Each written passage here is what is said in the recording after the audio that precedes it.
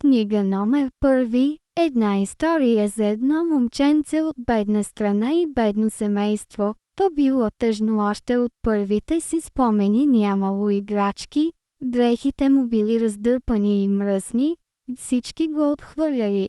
То не било като другите деца, било различно и никой не го разбирал и не му обръщал внимание. Растящо без любов и подкрепато имало само себе си, на рождените му дни нямало торта, нито подаръци.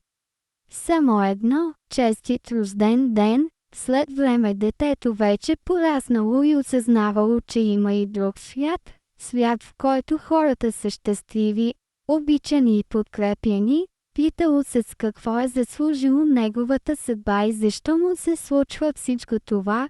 Чувствало се виновно и че всякащо само си го е заслужило. Постоянно се депресирало и няколко пъти се опитвало да сложи край, но всеки път нещо го спирало, не разбирало какво.